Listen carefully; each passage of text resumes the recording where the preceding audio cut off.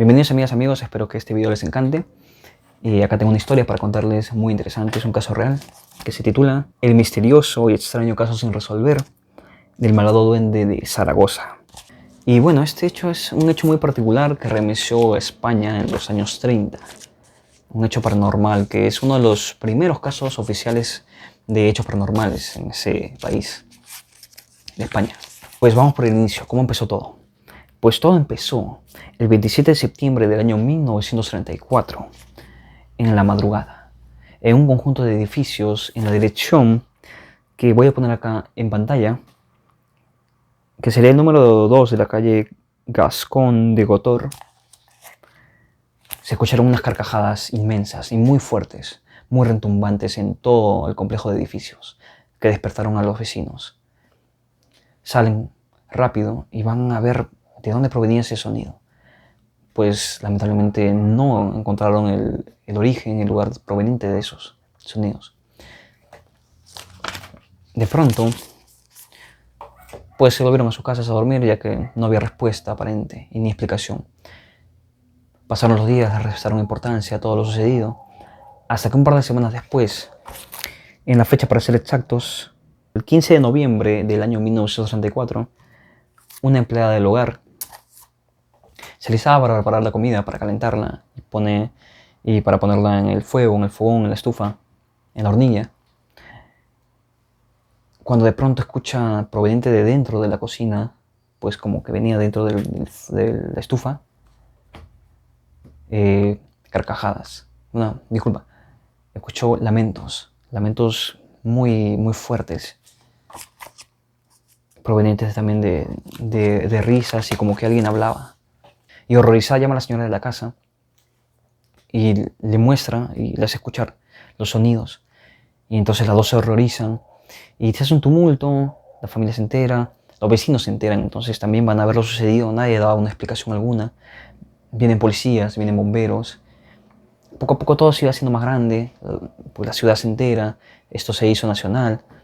Y pues también arquitectos, obreros, fueron también a ver el lugar, a ver de dónde provenía, o sea, el origen de estos sonidos, de estos lamentos, de este sonido de que alguien hablaba, como una voz así parecida a la de un duende. Pues no hallaban el lugar de origen, hicieron huecos en la cocina y no hallaban la explicación alguna de dónde provenía esa voz de una especie de entidad o de lo que fuese. Y para esto, como ya se había hecho muy conocido en todo el país, y bueno, muchas personas iban de cualquier forma, querían ingresar a la casa, entraron por los tejados, se metían como a de lugar a la casa sin permiso, todo para hablar con esa voz, con esa especie de duende, y que te respondía y te hacía el habla, te hablaba, como una conversación de amigos, de mucho tiempo. El hablar de esta especie de duende tenía algo muy particular. Hablaba con malas palabras, con lisuras. Y también tenía modismos de Zaragoza. Y esta especie de duende no le molestaba hablar con nadie, es como si le gustase hablar con la gente. Decían que era como un teléfono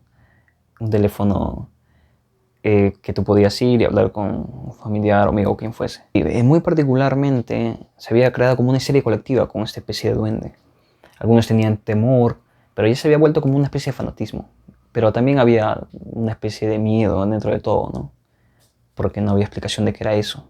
Y este hecho había alcanzado un nivel internacional incluso, tanto así que el diario The Times, el diario británico, había venido a hacer una investigación o a hacer una redacción de la nota aquí, bueno, ahí en España, en Zaragoza.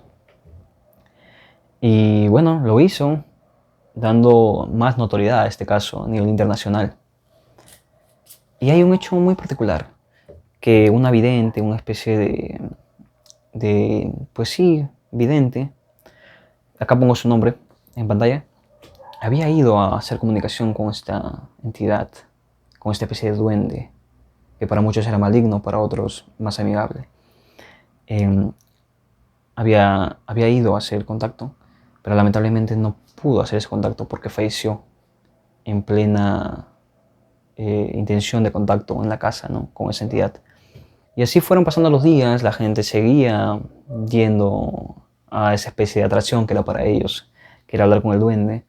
Y el duende seguía en lo mismo, hablando y hablando con la gente muy a su manera, pero hablando con ellos.